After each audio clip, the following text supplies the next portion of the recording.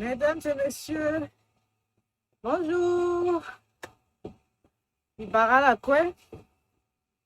Aujourd'hui, je suis là pour parler d'une vidéo que j'ai partagée. En fait, j'ai partagé une vidéo qui parle d'un professeur d'université. Et ce professeur d'université parlait à ses étudiants. Il disait à une des filles dans la salle de quitter la salle.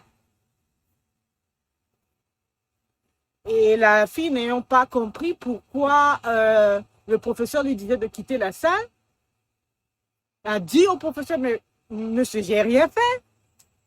Pourquoi vous me demandez de quitter la salle? Et le monsieur, d'un air sévère, répondit, c'est la dernière fois que je vous demande poliment de quitter la salle. Mademoiselle, vous prenez vos affaires et quittez la salle maintenant. Alors la fille a pris peur, elle a pris ses bagages, ses affaires, je veux dire, puis elle est sortie. Elle a quitté la salle. Et les autres étudiants étaient là dans la salle. Ils n'ont pas branché, ils n'ont pas dit un seul mot. Tout le monde regardait le professeur humilier la fille. Personne n'a parlé. Et après, le professeur a posé une question à la salle, à l'audience, et dire pourquoi est-ce que y a-t-il des lois établies dans un pays? Chaque étudiant a donné son point de vue, sa réponse, mais il y a un qui s'est levé et a dit c'est pour lutter contre l'injustice, c'est pour dire non à l'injustice. Les lois qu'on établit dans un pays, c'est pour dire non à l'injustice. C'est pour veiller à ce que justice soit faite. Alors le professeur a dit, très bien, vous avez bien parlé. Mais pour ce que j'ai fait à la fille là, qui vient de sortir là, est-ce que c'est bien ou c'est pas bien? Les étudiants ont dit, mais c'est pas bien, elle n'a rien fait. Alors le professeur leur a demandé, est-ce cela de l'injustice? Est-ce que j'ai été injuste envers elle? Les autres étudiants ont dit, oui, vous avez été injuste envers elle. Ce que vous avez fait n'était pas bien. Elle n'avait rien fait, elle n'a pas mérité cela. Alors le professeur leur pose une question. Et pourquoi vous n'avez rien dit? Ce que j'ai fait était injuste. Et ça s'est passé devant vous. Et vous avez rien dit. Pourquoi est-ce que vous avez rien dit? Vous m'avez laissé être injuste envers cet étudiant. Et vous n'avez pas protesté, vous n'avez rien dit, vous avez laissé faire l'injustice devant vous.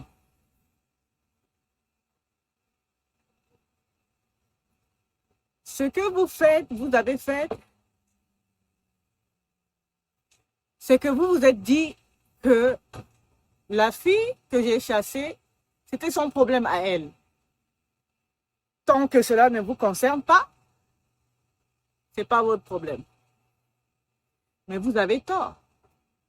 Quand vous laissez faire l'injustice à un de vos amis ou un membre de votre village ou dans votre quartier, un membre de votre famille, et que vous ne branchez pas, vous ne dites rien, vous ne dénoncez pas l'injustice. Parce que, bon, ben, il ne s'agit pas de moi, quoi. Votre voisin est maltraité. Vous êtes là, ben, oh, ben, puisque on ne se connaît pas, c'est pas membre de ma famille, ça ne me regarde pas. Tant que les gens ne m'attaquent pas, ça ne me regarde pas. Mais vous avez tort. L'injustice que vous laissez faire aujourd'hui, parce qu'il ne s'agit pas de vous, va tourner et revenir vers vous. Cela va vous rattraper, vous, un jour. Une fille se fait abuser dans le quartier. Tant que ce n'est pas un membre de votre famille, ben ça ne vous regarde pas. Vous en rigolez même, vous êtes là, sous le manguier, vous en parlez, vous en rigolez. On a abusé une fille dans votre quartier. Vous ne parlez pas. Vous laissez faire, vous rigolez même. Tant que cela, il ne s'agit pas de vous. Il ne s'agit pas de votre petite sœur. Il ne s'agit pas d'un membre de votre famille.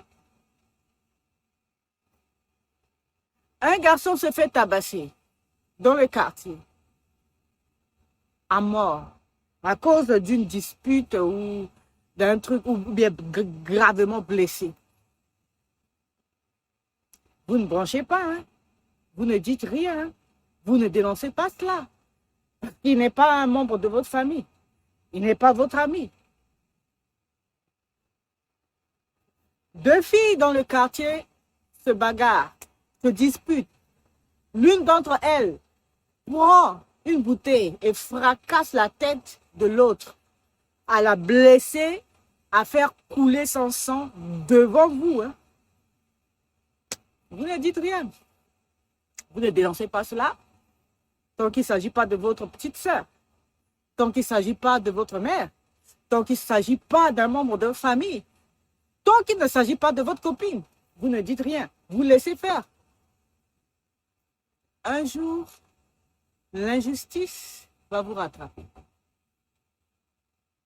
Quelqu'un va vous abuser, vous, et il n'y aura personne pour protester. Parce que les gens sont habitués à ça. Ça devient normal. Ça devient un comportement. Ça devient une habitude. Ça devient une culture. Normal, c'est normal. C'est comme ça qu'ils font. C'est ça la mentalité centrafricaine. Mais aujourd'hui, les choses vont changer. Car désormais, le centrafricain, il va dénoncer le mal. Si vous ne dénoncez pas le mal, vous êtes complice.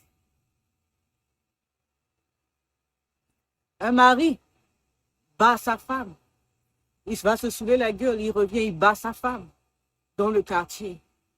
Oh, non, plus maintenant. Vous appelez la police. Vous appelez la police pour venir faire son travail. Vous êtes dans une classe. Un professeur fait un harcèlement sexuel à une élève, une étudiante. Tant qu'il ne s'agit pas de vous, vous dites rien. C'est pour ça que ces choses-là continuent en fait. Si vous êtes 50 élèves dans cette classe, que l'une de vous est abusée, ou en fait de l'harcèlement sexuel à l'une d'entre vous, c'est votre problème à vous tous. Si vous, les 50 étudiants là, vous vous levez, vous écrivez au recteur, vous écrivez au directeur, vous écrivez au ministre ou vous déposez une plainte au niveau du tribunal, dans l'ensemble, 50 personnes dans une classe, ça va faire de l'effet. Qu'il soit puissant ou comment, ça va faire de l'effet. Moi, étant étudiante à l'époque, j'ai été harcelée par un professeur. Je ne vais pas dire le nom. Qui m'a dit Il n'est plus de ce monde. Donc, il m'a dit que moi, il n'est pas passé par 4 chemins. Il m'a dit que moi, si je veux passer mon examen, à la fin de l'année, je dois coucher avec lui. Il n'est pas passé par 4 chemins. J'étais brillante à l'école. Je payais, mon école déjà était privée. Je payais mon école par mon argent et je bûchais. Je bûchais, mais vraiment dur pour passer cet examen. Parce que j'étais déjà mariée, je devais partir. Il me fallait déjà finaliser tout le plus tôt que possible et partir. Et le monsieur m'a dit que si je ne couchais pas avec lui, je n'allais pas passer mon examen. J'ai dit, monsieur, moi je suis chrétienne. Ça, je ne peux pas faire. C'est contre la volonté de Dieu. Il me dit, tout ce que tu racontes là, que c'est lui qui était le directeur de quoi, je ne vais pas le dire, et que je passe par quoi, tant que lui, là, il est le directeur, là, je ne vais pas avoir mon examen, passer mon diplôme. Et il n'y avait personne pour me défendre. Il n'y avait que moi-même. Et mon fidèle ami, le Seigneur Jésus-Christ, qui a intervenu. Et quelqu'un, parmi eux, est venu me voir pour me poser des questions et je lui ai expliqué ce qui s'est passé. 2 jours avant l'examen, il a été licencié. Mais les autres étudiants ne m'ont pas défendu.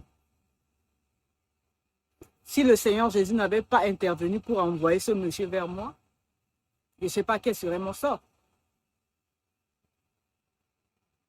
Et tout ça, je traîne ça comme un bagage avec moi pour dénoncer le mal, dénoncer ce qui se passe, afin que ça s'arrête. Il faut que ça s'arrête. Mais vous, centrafricains, si vous ne dénoncez pas le mal, les gens vont prendre cela comme normal. Comme je disais tantôt, un comportement, une habitude,